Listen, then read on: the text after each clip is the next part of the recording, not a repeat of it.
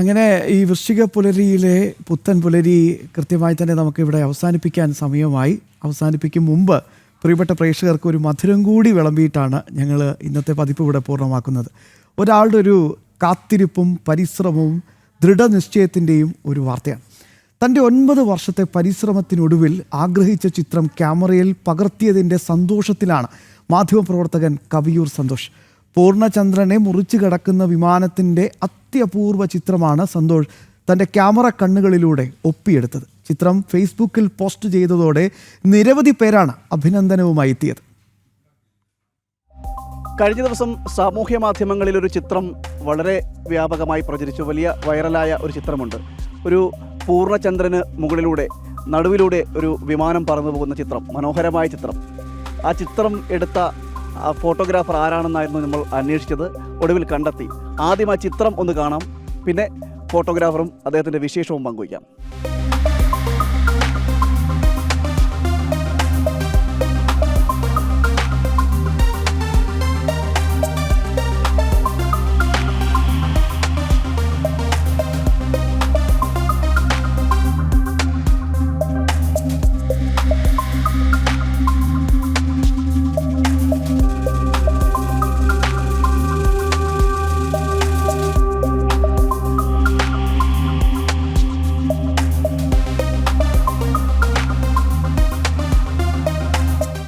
ആ വൈറൽ ചിത്രം പകർത്തിയ ഫോട്ടോഗ്രാഫറുടെ അടുത്താണ് നമ്മളുള്ളത്. അത് ഫോട്ടോഗ്രാഫർ മാത്രമല്ല, മാധ്യമപ്രവർത്തകനാണ്, പ്രസ് ഫോട്ടോഗ്രാഫറാണ്. കവിയൂർ സന്തോഷ്, നമസ്കാരം. എങ്ങനെയായിരുന്നു ഈ ചിത്രം പകർത്താനുള്ള സാഹചര്യം? ഇത് ശരിക്കും ഒരു നല്ലൊരു അർപ്പണ ബോധത്തോടെ ഇതിൻ്റെ പുറകെ ഇറങ്ങിയാൽ മാത്രമേ ഈ ഒരു ഫ്രെയിം കിട്ടുകയുള്ളൂ. കാരണം ഞാനിതിന് മെനക്കെടാൻ തുടങ്ങിയിട്ട് ഒരു 8-10 വർഷത്തോളമായി ഇതിൻ്റെ പുറകെ ഞാൻ മെനക്കെടുന്നു.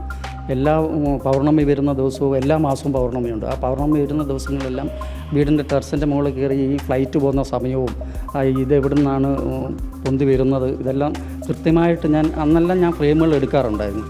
പക്ഷേ ഇതിനു വേണ്ടി, ഈ ഒരു ഒറ്റ ഫ്രെയിമിന് വേണ്ടിയായിരുന്നു ഞാൻ ഇത്രയും കാലം മെനക്കെട്ടത്. പക്ഷേ എനിക്ക് കഴിഞ്ഞ ദിവസമാണ് എനിക്ക് ആ ഫ്രെയിം കിട്ടിയത്. അന്ന് ഇതായിരുന്നു, ഫുൾ മൂണായിരുന്നു. അപ്പോൾ ആ ഒരു ഫ്രെയിം കിട്ടി. ഒരുപാട് ആൾക്കാർ അത് ഫ്രെയിം കണ്ടു, നല്ല അഭിപ്രായം പറഞ്ഞു. എനിക്ക് കിട്ടിയ ഏറ്റവും വലിയൊരു ഭാഗ്യമായിട്ടാണ് ഞാൻ കണക്കാക്കുന്നത്. ഓരോ പൗർണമി ദിവസവും സന്തോഷ് ജാഗ്രതയോടെ കാത്തിരിക്കും. നിമിഷ നേരത്തിൻ്റെ വ്യത്യാസത്തിൽ നിരവധി തവണ മിസ്സായെങ്കിലും സന്തോഷ് പ്രതീക്ഷ കൈവിട്ടില്ല.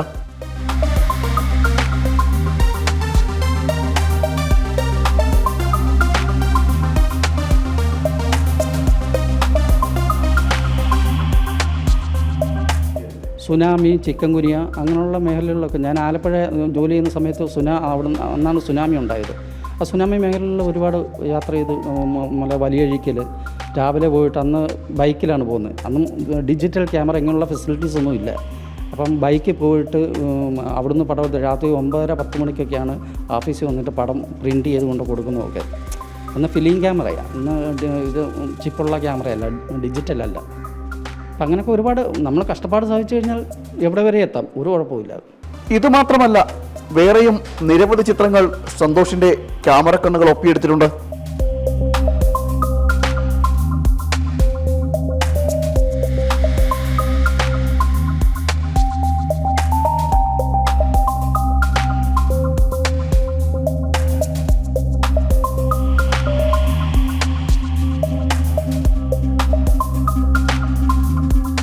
കഴിഞ്ഞ 25 വർഷത്തോളമായി പ്രസ് ഫോട്ടോഗ്രാഫി രംഗത്താണ് സന്തോഷ് കവിയൂർ പ്രവർത്തിക്കുന്നത്. പ്രത്യയശാസ്ത്ര വൈരം മറന്ന രാഷ്ട്രീയ നേതാക്കളുടെ സൗഹൃദവും സമാഗമവും അടങ്ങിയ അപൂർവ ചിത്രങ്ങളും സന്തോഷിന്റെ ഗാലറിയെ മനോഹരമാക്കുന്നു.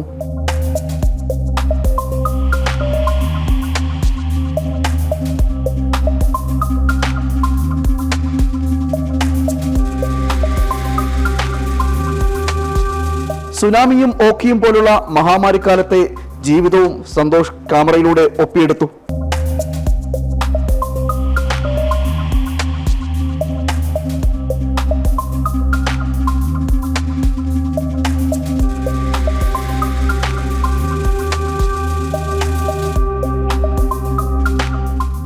ഇനിയും ഒരുപാട് ആഗ്രഹങ്ങളാണ് കവിയൂർ സന്തോഷിന് ഉള്ളത്.